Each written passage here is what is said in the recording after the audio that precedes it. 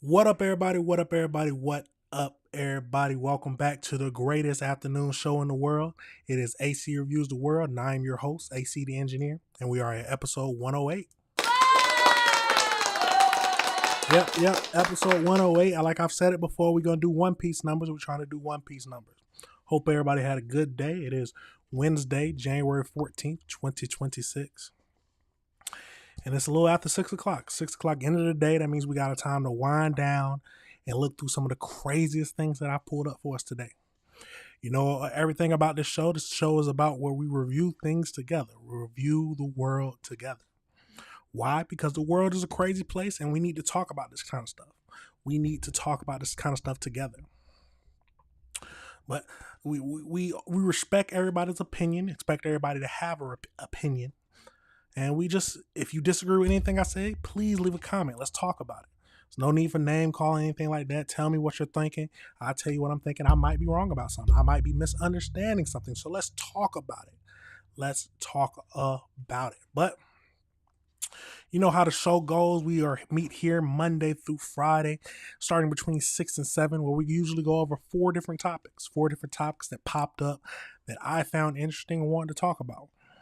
If you ever have anything you want me to talk about, please send it over to my email. It's acreviewstheworld@gmail.com, a dot after the A and a dot after the C.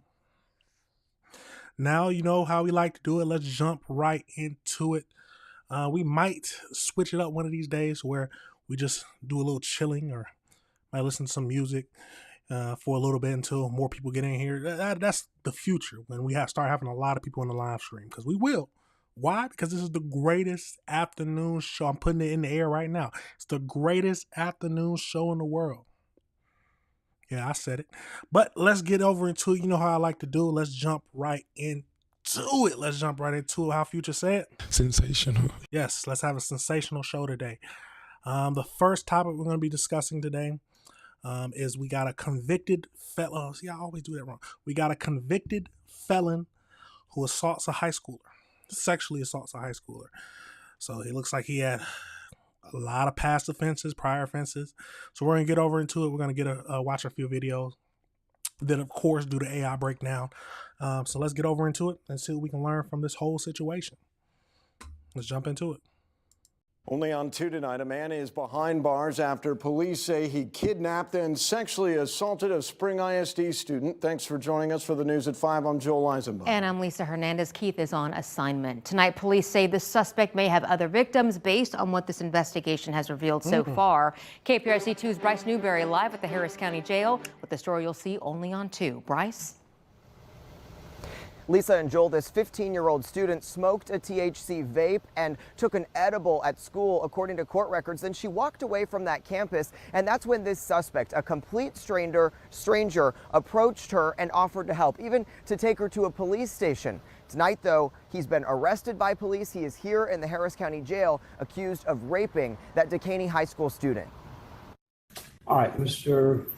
Green. Tonight, 43-year-old Johnny Ray Green is behind bars with bond denied, accused of kidnapping and sexually assaulting a 10th grade student at Spring ISD's Dekaney High School. No, I'm not going to stop it too much, but I love to hear bond denied for these creepy dudes. Let's get into it. Dekaney High School. It took a turn for the worse for her. School police chief Matt Rodriguez says the 15-year-old may not be the only victim. She told investigators she got high with friends in the school bathroom September 3rd. The victim said she left school just down Imperial Valley Drive here, and she came through this fast food and gas station parking lot. Then there's a bank just across the way. That's where investigators say they found video of her being picked up and dropped off by that suspect hours apart. Green, a convicted felon, drove this red Dodge truck. He offered to take her to a police station, according to records, but once in the truck, he allegedly searched her body for wires to make sure she wasn't a cop. Too intoxicated to fight back, records state he drove her to his house, where she told police he did very bad things that hurt so bad, and she thought she was dying. People who approach young people, they're not always looking for the best things. After being sexually assaulted for about an hour, according to records, Green drove the teen back near that fast food restaurant and gave her $10 to get something to eat. We know this didn't happen on campus. It wasn't really connected to the school, but what would your message be just to parents who see this and might have some concern? Exactly. While it did not occur on our campus, wasn't related to our school, it still involved one of our students, and we take that very seriously. Using that. Let me say something. Let me say something for it. So first thing, where are her friends at? Because I'm assuming they said she smoked marijuana with her friends in the bathroom. I want to know why her friends just let her wander. Like, if she was having this bad of a reaction, I'm assuming it's like one of her first time smoking. So so why would her friends just let her wander around? Okay, that's one thing.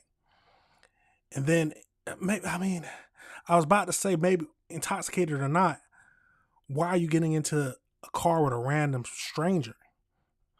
That's it, stranger danger. This is like the facts 101.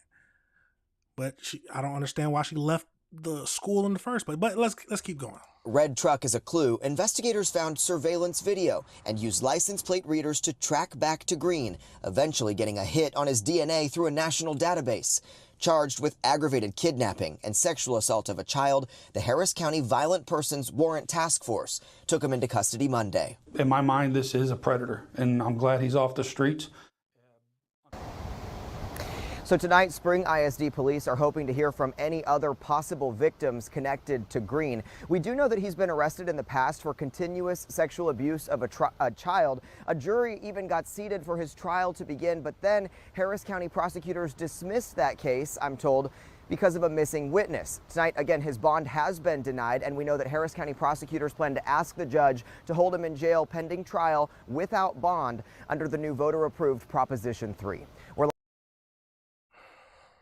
He's definitely done it before. They just admitted it. But for some reason, a witness went missing or didn't come forward anymore. So the cases was dropped. And we could tell that he'd done this before because he searched the little girl for a wire after she got into the truck. There's some sick freaks out there. We got to be honest. We got to call it how it is. There are some sick freaks out there. Let's get over into Live downtown, I'm Bryce. Let's get over into this next video and see what else we can find out. And right now, a man with a disturbing criminal past is being held without bond. He's accused of kidnapping and sexually assaulting a 15-year-old Spring ISD student. And now Spring ISD police fear there could be more victims. If so, they want others to come forward. You're taking a look at Johnny Ray Green's most recent mugshot, but his criminal past goes back to 2003. He has a 2023 charge of sexual abuse of a child. Court records indicate when a Decaney High School sophomore left campus September the 3rd, Green approached her in his truck. He told her to get in so he could take her to a police station so she could go home. Instead, the teen says Green drove her to his home, carried her inside, and locked the door so she couldn't get away. Then she said, quote, "Everything started to happen that I didn't want to happen." Ugochi Iloka joining us now from the newsroom with a timeline of events detailing the evidence found in the assault. Court documents show this 15-year-old girl said when she first got into the suspect's truck, he searched her for recording devices and then forced her into his house and sexually assaulted her for over an hour. This is 43-year-old Johnny Ray Green in probable cause court Monday. He's now charged with aggravated kidnapping and sexual assault involving this teen girl. Court records show the incident happened on September 3rd of 2025, and the same day, the 15-year-old girl reported the sexual assault to police. She was taken to the hospital where she received medical treatment and a sexual assault exam. On December 1st of last year is when the teen's medical exam results came back, but it wasn't until December 22nd that police matched the DNA from her exam to Green. The same day, police said Green's truck was on scene on surveillance video there at the Smart Financial Credit Union on the day of the abduction. And let me say something. We're not going to stop it too much. But why in the world does it take a medical exam months for them to get results? Months. September 3rd is when she reported teen's medical exam results. I'm assuming she had the medical, because you got to have the medical exam within the day or two of your assault. So and then December 1st is when the medical results came in. And then almost a month later, it takes them, they finally match the DNA to him. This stuff is taking too long. Is it money that's the problem? Is it lack of resources or people? What's the problem that's making this stuff, that's making it take so long to get matches and get results? Green. The same day, police said Green's truck was on scene on surveillance video there at the Smart Financial Credit Union on the day of the abduction and sexual assault. On January 7th of this month, police confirmed Green was the driver of the truck. And then the next day, on the 8th, the teen victim identified Green as the man who kidnapped and sexually assaulted her. Police said surveillance video shows Green picking up the teenager and dropping her off after the assault. The teen told police Green later dropped her off at a bank near a Wendy's restaurant by the high school and gave her $10 to get something to eat. Green is due back in court tomorrow morning. In the newsroom, Ugochi Iloka, KHOU. I'm going to say this as many times as I need. Watch out for your kids. Please watch out for your kids, because there are some sick freaks in this world who for some reason love little kids. Best not test my check. Absolutely crazy. Let's go over into this. You know how we got to do the AI breakdown so we can see if we missed anything. So let's get over into that and see what else we can find out. See what else we can find out. Let's jump over into that. So, as we know, it happened in January 2026. That's when Johnny Ray Green, 43, a convicted felon, was arrested for kidnapping and sexual assault of a 15-year-old Spring ISD student.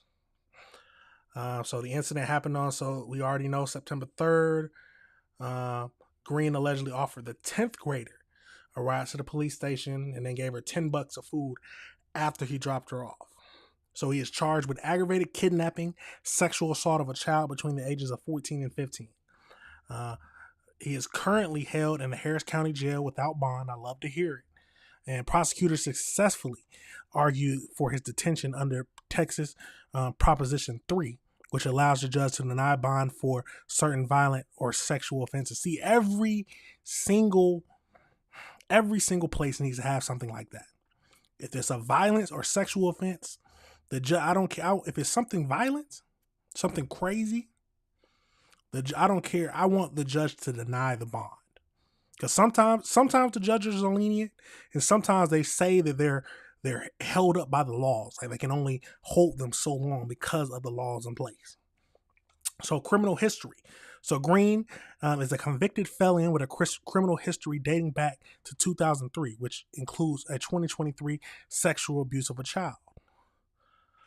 So let me hear about his prior arrest. See, this is why I love AI. Remember, you got to always do your background checks. Not your but your information checks. So go through, if you want to look into more details about this, go through and do your own research always. That's all I always recommend. But let's keep going just to give us an idea. So he has an extensive criminal history and record in Texas and other states. So prior convictions include federal aggravated robbery, federal possession of a controlled substance, aggravated assault with a deadly weapon, first-degree tampering. And then he had dismissed charges and refilings.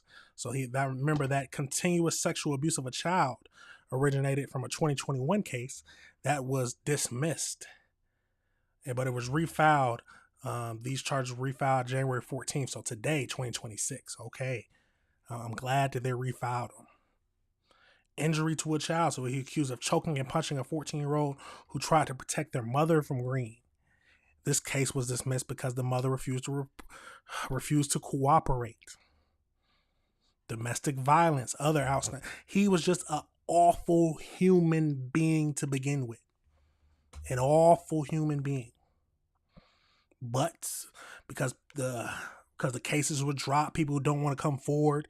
He was on the streets, left to sexually assault this 15-year-old high schooler who we got other problems, but I hope let's get away from this.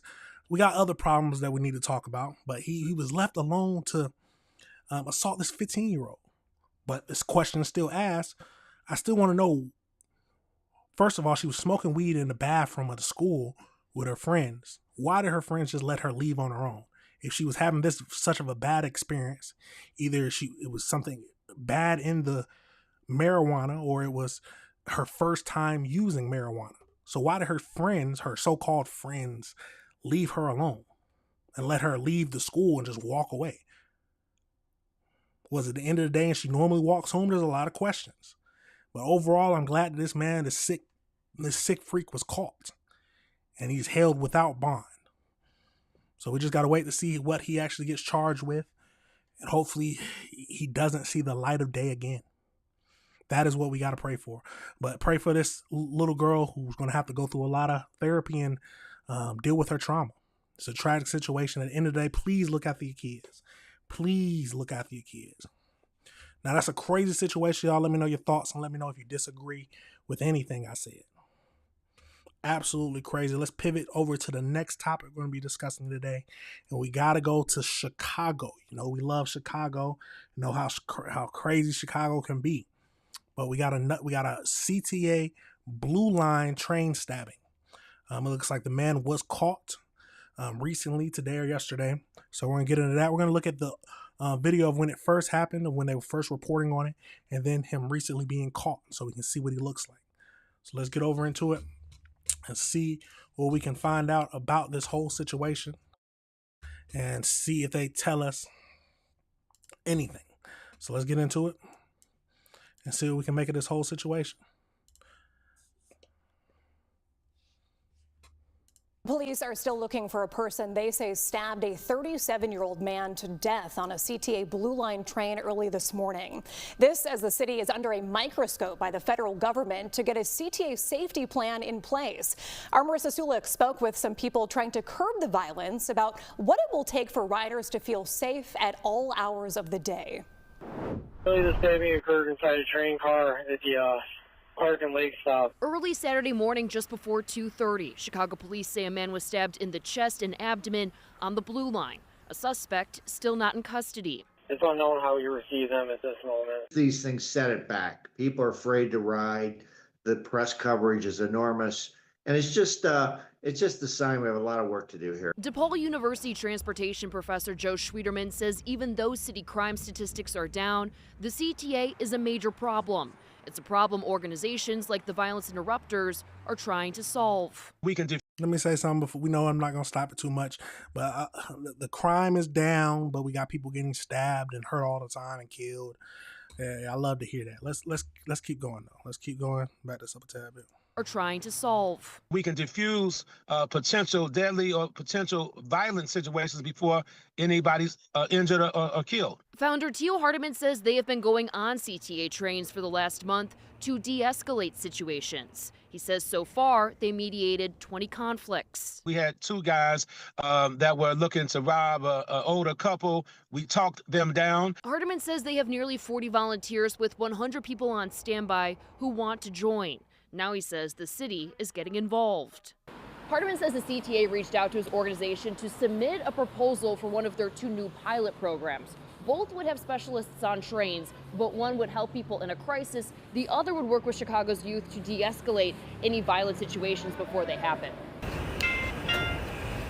The pilot programs would take place on certain... Now, I think we got the gist of this, but y'all heard that one part where he said that we de-escalated these two people who were trying to rob a couple. I would like to know if what do you mean de-escalate? Did you just say that you was there and don't rob them? So they're going to go rob someone else? Are they going to did they turn their life around? What is happening? But let's get over into look at the person who ended up stabbing someone on that CTA train. Police saying that a man confessed to a deadly stabbing on the Blue Line, apparently capturing video as he did it. WGN's Dana Repic is live at the CTA station at Clark and Lake tonight. This is amazing. The video. Dana. It is just very disturbing details in this case. Chicago police say this man, they were familiar with him. He was arrested the day after this incident happened, and they tell us that he still had the cell phone on him he used to record the murder. Evil for you know what I mean? Like there's good and evil in the world, and fortunately seems like evil's really overpowering the good. Commuters reacting to a brutal stabbing that took the The devil's fast at work. I'm not going to stop it too much. Life of a 37-year-old man early Saturday on the Blue Line. Chicago police say this man, 40-year-old Demetrius Thurman, boarded the train around 2:15 a.m., then approached the victim who was sleeping, pulling out a knife and stabbing the man in the chest and stomach, recording the entire attack on his cell phone. Prosecutors say surveillance video on the train shows Thurman moving to another car, then continuing to record security officers as they responded to the victim through a window before leaving the CTA station at Clark and Lake. The victim was taken to a hospital where he later died. And it's unfortunate that people get so comfortable with doing these crimes. It doesn't make any sense to me to just be sitting on the train or a bus or anything and just commit something so cruel like that. Chicago police say they recognized Thurman from a still photo from CTA, then pulled his name from a Secretary of State facial recognition program. Detectives who recognized Thurman from a prior encounter earlier in the week arrested him on South Canal Street Sunday. They say Thurman was wearing the same clothing as the day before and also had the cell phone on him with the recording of the murder. Prosecutors say he confessed to the crime during questioning. There was another stabbing on the Red Line near West 69th Street early Sunday morning. A 34-year-old man got into a fight with another passenger and was stabbed in the chest. And 1 week ago at the same location, a man and woman were stabbed. It also follows the November incident when a man set a woman on fire on a train near the Clark and Lake station. This all comes as the Trump administration has threatened to revoke $50 million in federal funding for CTA unless it submits a revised plan to combat crime. I'm just making sure you're not wearing. And let me say something. Don't worry, but crime is down in the city. Crime is down in the city.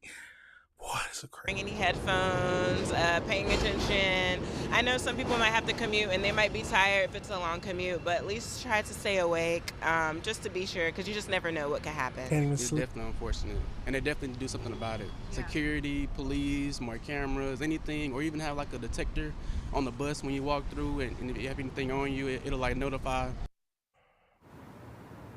This was a completely random attack. Police say that Thurman did not know this victim and they had no prior interaction before this attack happened. A judge this morning ordered that he remain detained. Live in the Loop, Dana Rebick, WGN News. The world, I might have to stop. No, the world is a crazy place. The world is a crazy place. Let's get over to the AI breakdown. Oh, no, hold on. Let me pause that for a second. No AI breakdown. There was one more video that we'll look at. So let's get over into that and see what we can find out. So let's get over into it.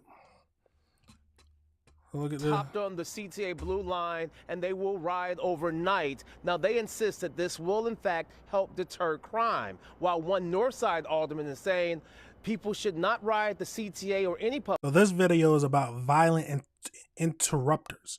So this is what they was talking about the first dude. So basically he was like, they'll interrupt before the crime happens. So the group just hopped on the CTA Blue Line and they will ride overnight. Now, they insist that this will, in fact, help deter crime, while one Northside alderman is saying people should not ride the CTA or any public transit at night until the CTA can prove it is safe. Early Saturday morning, Chicago police shut down the Blue Line stop just before 2:30 a.m. Someone stabbed a man in the chest inside the L train at Clark and Lake. The next morning, another stabbing on the Red Line near 69th Street. Police say a passenger stabbed a man also in the chest after an argument. This kind of violence on the CTA has 45th Ward Alderman Jim Gardner calling riders to scale back on public transit after dark. He posted online, due to safety concerns, I suggest that residents avoid using CTA public transportation after sundown until noticeable improvements are made. A recent analysis by our CBS News data team showed about a 6.5% decrease in the number of violent crimes on the CTA system by mid-December of 2025. People are afraid to ride. The press coverage is enormous. And it's just a sign we have a lot of work to do here. In December, CTA said the number of CPD officers participating in the CTA's Voluntary Special Employment Program will increase from an average of 77 per day to 120, thanks in part to new funding the agency received in this 26 budget. The program allows Chicago police officers to sign up for patrols on the CTA on their days off. But the additional officers were not enough for the Federal Transit Administration, which rejected CTA's updated safety plan. The FTA insisted CTA needed a more aggressive plan by mid-March, or $50 million in funding could get withheld. We just want to help these passengers feel safe. Monday night, around 15 trained violence prevention specialists boarded the CTA Blue Line. They hope by riding overnight during the same time we've seen recent attacks, they can curb the violence in the long term. You can't be everywhere, but where you can be there. I wonder how are they gonna jump in to stop them? Do they have weapons to protect themselves? Are these cops? It's a crazy situation, but what are your thoughts, y'all? What are your thoughts? Let's go over into this AI breakdown so we can just see a little bit more about that Blue Line stabbing. So let's get over into it. So, on January 10th, a 37-year-old man was fatally stabbed on the CTA Blue Line train. So, location 100 block of West Lake Street, Clark Lake Station. So, the crime happened around 2:15 a.m. when the offender approached a sleeping victim and stabbed him in the chest and abdomen with a large knife. He used a cell phone recording to record the video of the stabbing as it happened, even turning the camera to do a selfie mode after the attack. There's some demons in this world, y'all. Demons. So the suspect, Demetrius Thurman, 40 years old, was arrested January 11th, 2026 in the 200 block of South Canal Street. He has been charged with first-degree murder. Truman was held in custody during the detention hearing on January 13th.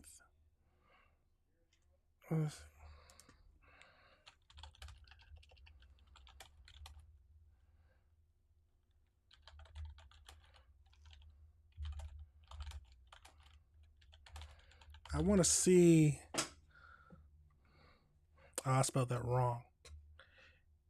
I spelled that definitely wrong. But in the week of January 5th to January 11th, there were 4 stabbings on the near CTA property. These attacks resulted in 1 fatality and 3 people being injured. So we know that January 10th, the fatal stabbing. We got January 11th, the 34-year-old man stabbed in the chest during an argument on the Red Line. And then you got January 6th, the double stabbing around 11 p.m. on Tuesday. A man and a woman were stabbed by an offender with a sharp object.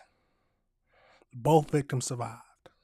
So this is just 4 in a week? 4 in less than a week. But crime is down. Don't worry, y'all. Crime is down. Yes, crime is down. It's a crazy world we live in, y'all. Let me know your thoughts and let me know if you disagree with anything I said. Absolutely crazy. But let's pivot over into this next topic. We're going to get into more craziness. We're going to go over to this next one. It looks like, pregnant woman uses a child. We back. All right. Sorry about that, y'all. Let's get over into this next topic we're going to be discussing today. We'll get into the pregnant woman who uses a child as a hostage. So let's keep going. Jump over into that. Leader has a crime alert after Memphis police arrested a woman accused of threatening to slice a child's neck. Bernicia Bowdery is facing 2 counts of aggravated assault and aggravated kidnapping charges. Officers say it happened last Monday at the Trinity Lakes apartment, where they located a woman with injuries and her 4-year-old child. The mother told police she was cooking at Bowdery's apartment when the suspect became angry following a conversation inside the unit. That's when Bowdery reportedly hit the victim's head with a liquor bottle and then held her child as hostage, threatening to slice the baby's neck. The mother was able to free her child after Bowdery sliced the victim's hand in the process. Both victims are expected to be okay. Bowery is held on a $160,000 bond and is due in court tomorrow morning. Topping the news at 4:30. Crazy situation, absolutely crazy situation. Let's go over to this next video where she appears in court. Let's get into it. A 22-year-old woman accused of threatening to slice a 4-year-old's neck appeared in court for her bond hearing. Good afternoon, and thank you for staying with us. I'm April Thompson. I'm Alex Coleman. Bernicia Bowery is charged with 2 counts of aggravated assault and aggravated kidnapping. Braille Brown was in the courtroom as her attorney requested changes to her set bond amount. Bernicia Bowery is currently being held on a $150,000 bond. Her attorney requested that bond amount be reduced. However, the judge says based off of her prior arrest, that amount will remain the same. The judge, I'm going to do your thing. I'm not going to increase her bond. She should have a bond increase. The 22-year-old Bowery is accused of holding a toddler hostage with a knife and assaulting the child's mother multiple times. She attempted to dodge our camera in court today as the charges were read. 2 counts of aggravated assault and 1 count of especially aggravated kidnapping, which is an 8th felony. On these charges alone, she's looking at some significant time. And while she does not have a prior criminal history, she does still have a lot going on, and the 8th felony alone will carry a minimum of 15 years. The 2C felony will carry a minimum of 3 years. On Monday, MPD was called to Trinity Lake apartment for a woman with a child screaming for help. When they arrived at the scene, they noticed the toddler's mother had injuries. First, I'd like Your Honor to note that Ms. Bowery does have a black eye as well. Police say Bowery became angry when the woman had an interaction with the visitor, then locked the toddler inside of the home and threatened to, quote, slice the baby's neck. The child was later freed by the mother. Bowery also is 1 month pregnant. She does have her unborn child, and she, being incarcerated, would could potentially affect the health of that baby. Look, I'm not. We're basically at the end, but look at the judge's face when he's saying that. Oh yeah, she's got her unborn baby, and it's going to be bad for her to have her baby in prison. He's looking like you just held a baby at knife point. What are you talking about? Could potentially affect the health of that baby. She's shown that she's unable to follow the law in any capacity. Her next court date is set for January 26th. Reporting for your news leader, Braille Brown, WREG News Channel 3. Now we don't know too much about the situation other than the little bit of information they gave us. So of course we got to go to the AI breakdown to give us a little bit more details about this whole situation. So as you see, in January 2026, a 22-year-old pregnant woman, Bernicia Bowery, appeared in a Memphis, Tennessee court facing charges of an alleged threatening to slice a 4-year-old child's neck. So the incidents. So on January 12th, the police responded to the reports of a woman running through the Trinity Lake apartments with a toddler screaming for help. So Bowery reported, I might not be saying her last name right, but she reportedly became angry because after the child's mother interacted with a male visitor. So was it like a jealousy thing where the mother was flirting with her man or her wannabe man? What is it? And she is accused of assaulting the mother, locking the 4-year-old toddler inside of a home, and holding the child hostage while threatening to cut their child's neck. All this over a male friend, a male visitor. She is being charged with aggravated assault and aggravated kidnapping. So during her appearance on January 13th, her attorney noted she was 1 month pregnant. This is the future mother, y'all, future mother, arguing that the incarceration could impact her health and that of the unborn child. The prosecutor countered that she has demonstrated an inability to follow the law. Yes, she has. And she is scheduled to appear in court January 26th. So context of threats. So let's see what this is.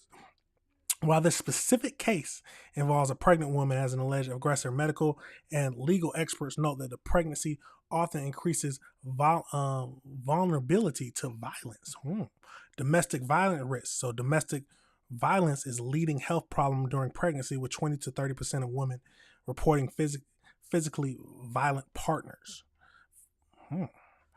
It's a crazy situation no matter how you look at it. So what are the penalties for kidnapping? So what can we expect her to get from these? Because most likely she will be convicted.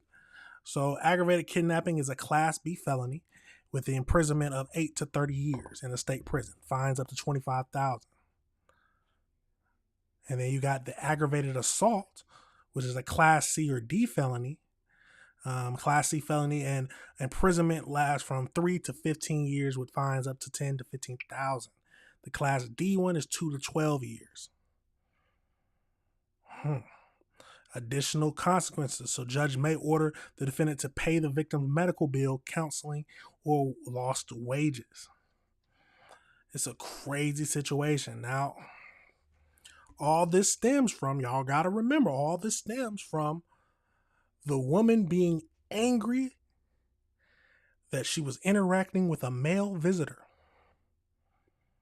So she was willing to threaten to slice a 4-year-old's neck over another girl talking to a man. We're going to say how it is. Another girl talking to a man, she was willing to she was threatened.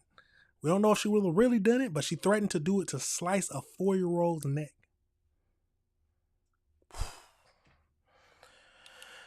And that is a future mother right there, y'all. That is the future mother of a child. Absolutely crazy situations. Hey, if she did it, she got to serve the time.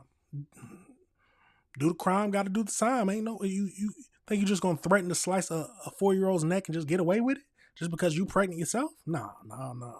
We don't need to hear any of that. Serve your time behind bars. Come out, hopefully you would do a good job raising your kid. It's a crazy situation no matter how you look at it, y'all. Let me know your thoughts. And let me know if you disagree with anything I said. Absolutely crazy. Absolutely crazy. Now, we're going to pivot over into the last topic for today, and that is we got to go to Charlotte. We have to go to Charlotte, where it looks like a Charlotte House of Horrors. A Charlotte House of Horrors where it looks like 3 people were charged for the child abuse and death. And it looks like social workers were called to the home multiple times. So this happened, I believe, how many weeks ago? This happened 3 weeks ago when it was first reported. And then they most recently talked about how multiple social workers went to the home. So let's get over into this first video from a while ago. So let's get into it. Let's get into it.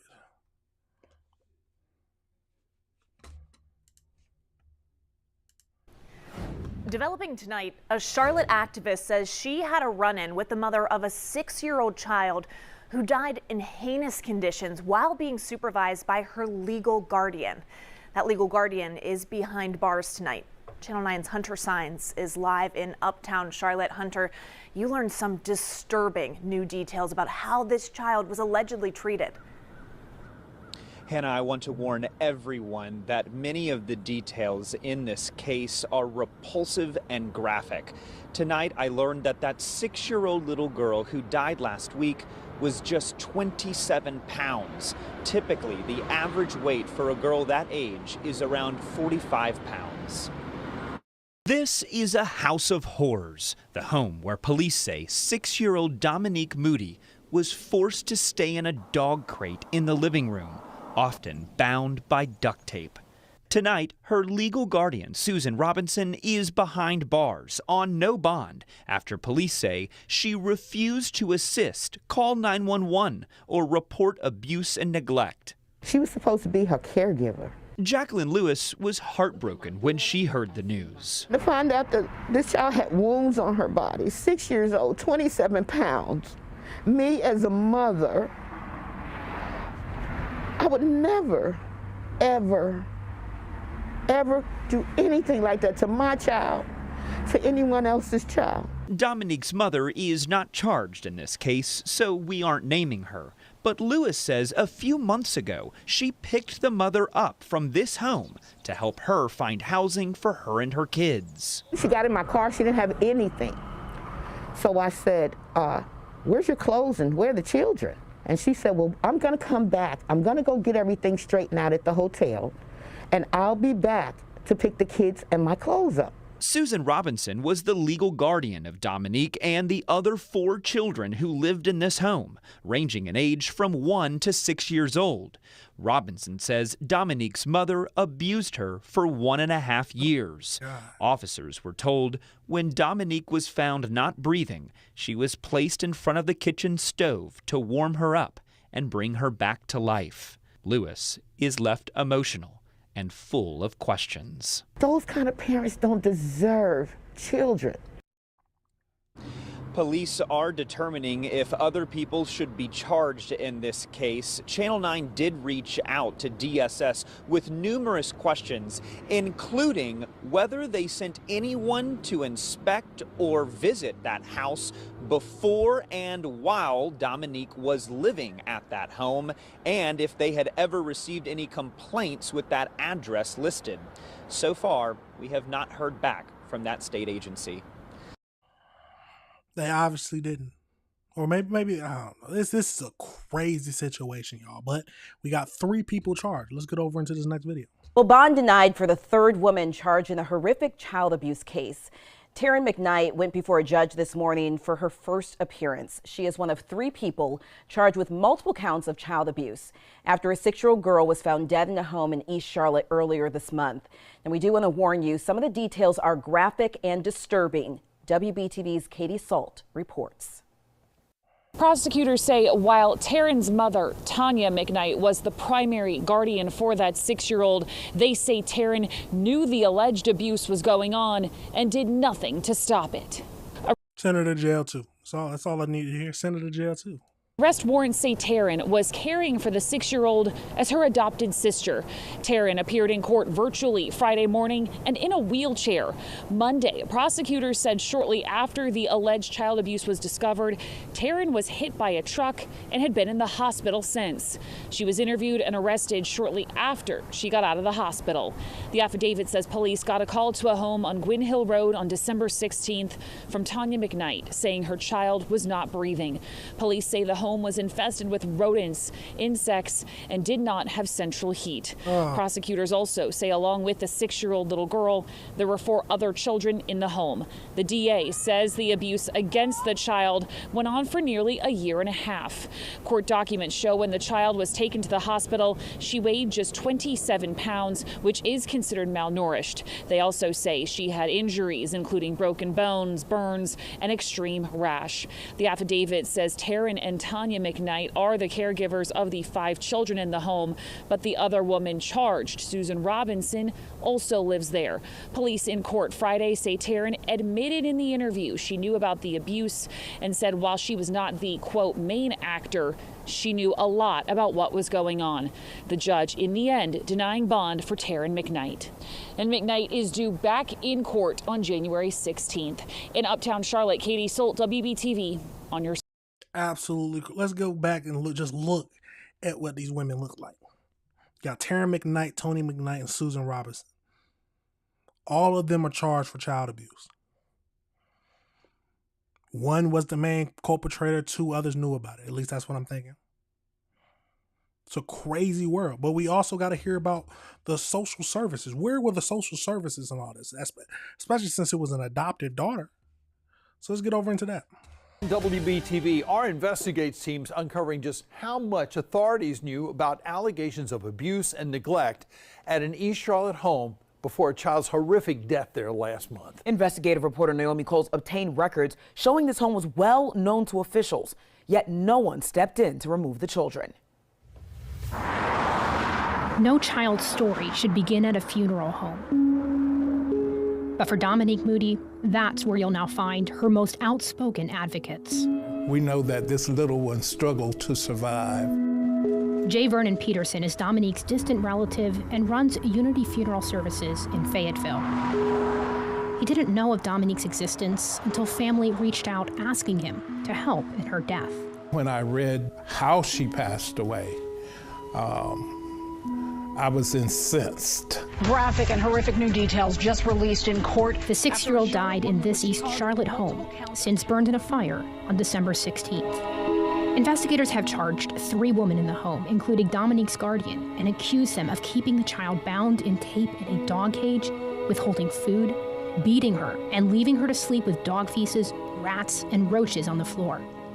Court records say her body was covered in old and new scars and injuries, and she was 27 pounds, 13 pounds below the minimum acceptable weight for a child who was about to turn 7 years old. In my line of work, you swallow it and keep moving. This is something that you just can't swallow. For 3 men who see death every day, Dominique Moody's broke them. I have to be the one to take the body into the freezer, and when I looked into the bag, I couldn't handle it. I just broke down and started crying.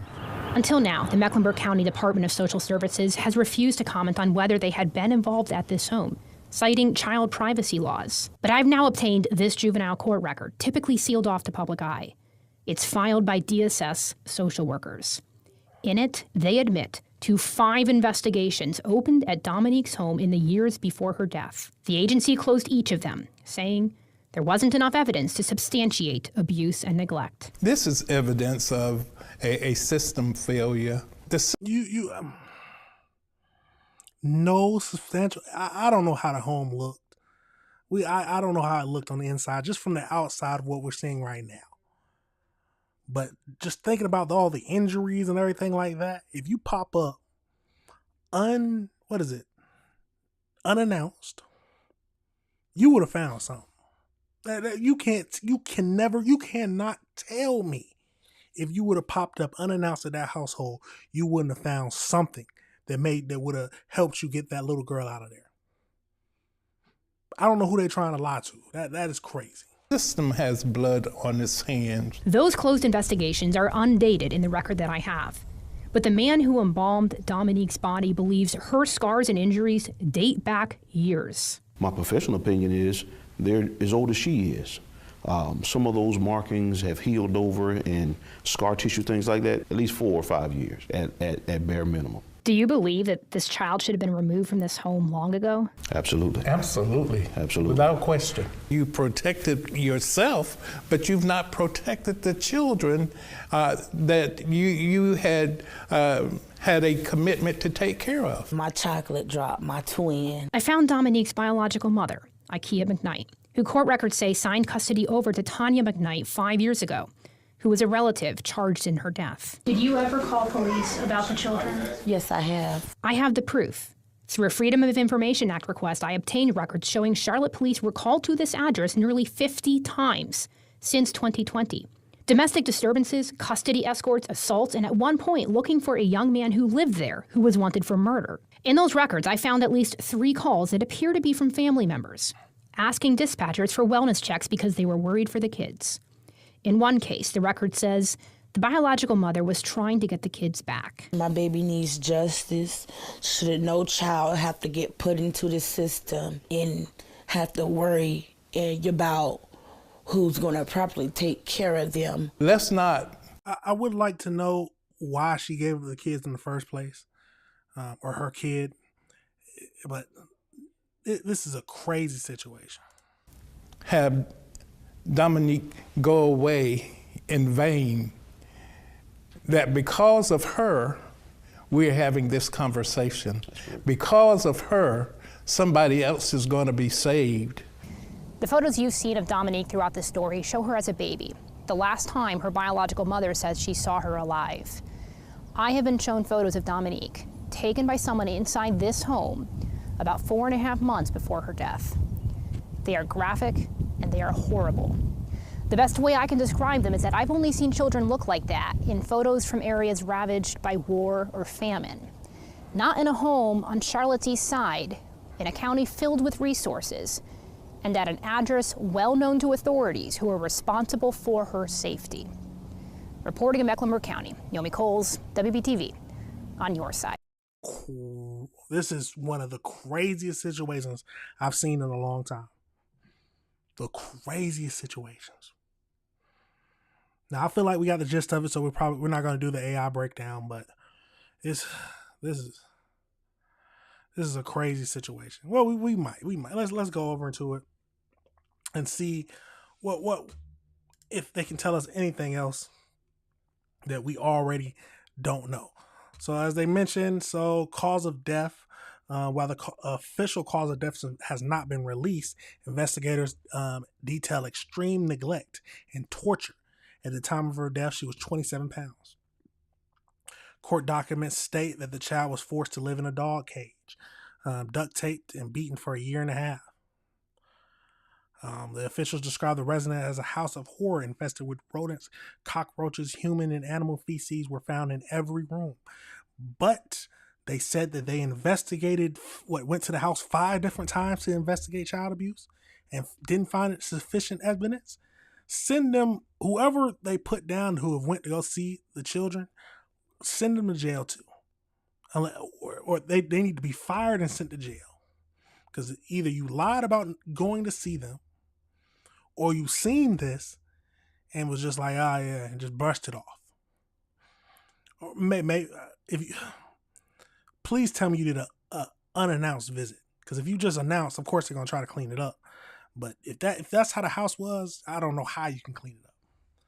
But let's go over to the legal and the suspects. So we got the Tony McKnight, the child's legal guardian and grandmother. She is held on $2 million bond.